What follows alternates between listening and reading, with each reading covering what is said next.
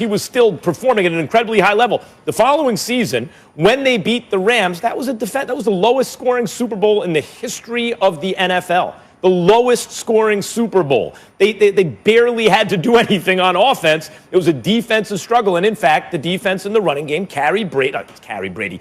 Game manager is not a dirty word. Be big on third down when you need to. Don't turn the ball over. Let the defense in the running game do their thing. And that stuff plays hand in hand. And it worked, right? It's like a positive feedback loop. And it worked. But that's how Brady won with the Patriots when last seen. And this season, what's happened so far? Like, why do we really like the Bucs? Because of Tom Brady? Well, certainly he's an effective game manager plus, on that team for sure. With those weapons, it's ridiculous. And he's looked very good. I'm not taking credit away from him. I'm being honest. He's looked really good, I think. He knows how to use those weapons. They haven't always been healthy.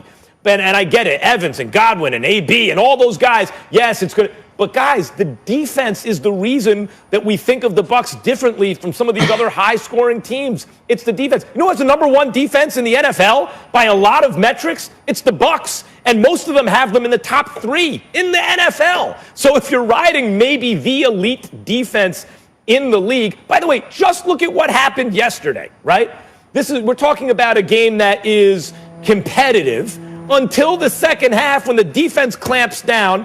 And what the Panthers have total offense in the second half, like 5 yards, 20 yards, 50 yards, like not much. As soon as the defense clamped down, the game was over. Not taking credit away from Tom Brady, and they have a high-flying offense, but the defense is what separates the Bucs. And if they win a Super Bowl, it's going to be a huge reason why.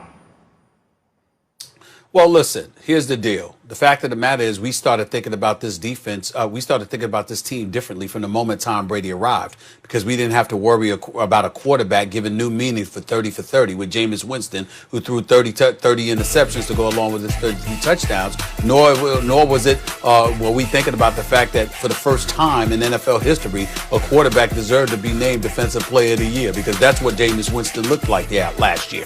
We didn't have to worry about that with Tom Brady this year. Certainly the defense is definitely formidable, and that's a big story because last year they were ranked like 29th in the league defensively. Now they're ranked like 8th.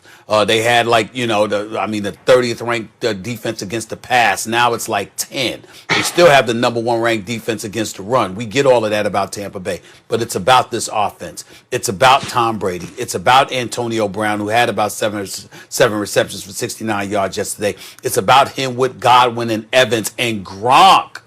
Even though he only had 2 receptions for 51 yards yesterday, one was a 44-yard catch.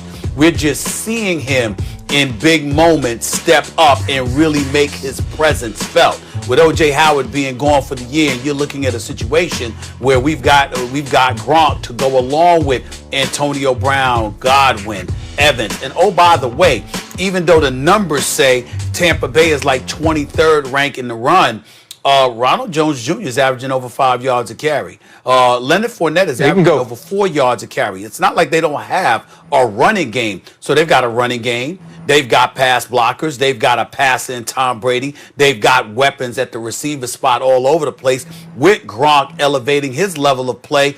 Yes, we can give credit to the defense because it's vastly improved, and we understand that. But in the end, whether it's scoring points, moving the chains, or doing both, the key to Tampa's success is going to come down to Tom Brady and that offense and how formidable they can be. Hey, real quick, scaring the living hell out of the opponents. I'm sorry, RC, real quick. What does one play and 98 yards do to your yards per carry, do you think? I think it would help it.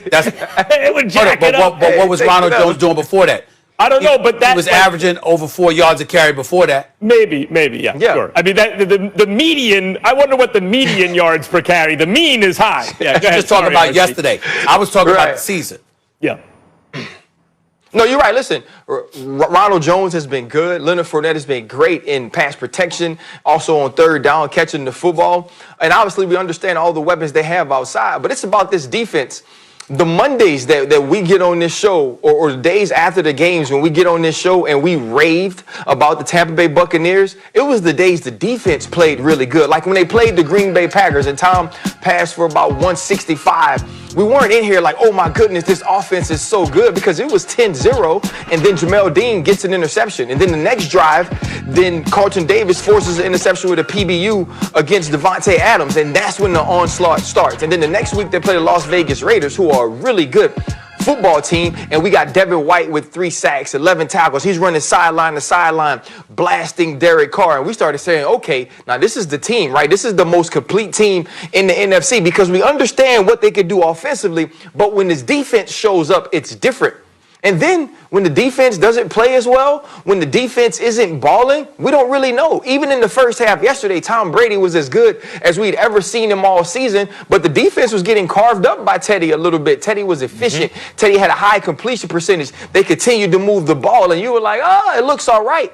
Then JPP gets the interception. Then they start to get a couple of sacks. They knock Teddy Bridgewater out of the game. And then you start to think, now, this is the team we were expecting to win the NFC. The offense is going to do what they do. If they protect Tom Brady, they will move the football. What elevates this team to a different stratosphere, why it looked so bad when they played against the New Orleans Saints, and New Orleans Saints play so great defensively, is because it's going to be the team that figures out championship defense that wins the NFC. So it's going to be about Devin White. It's going to be about Shaq Barrett. It's going to be about that secondary, that very young but talented secondary, making plays, turning the football over, and giving Tom Brady extra possessions, because that's how a team will win the NFC. Well, let me tell you, before I give it to Max, let me tell you where I disagree with you, Ryan. I disagree with you in terms of what we talked about when Tampa Bay had won these games. Obviously, we recognize the fact that defense wins championships. I just finished saying that a few segments ago. We understand that. But what I'm saying is, when we talk about the Tampa Bay Buccaneers and you want to compartmentalize when we raved about them, well, let me remind you, when they dropped 38 on the Chargers, we raved about that offense. Right. When they dropped 38 on Green Bay, we raved about that offense. When they dropped 45 on the Raiders, we raved about that offense. What I'm saying, I'm not trying to say that we didn't mention the defense, because we know they vastly improved.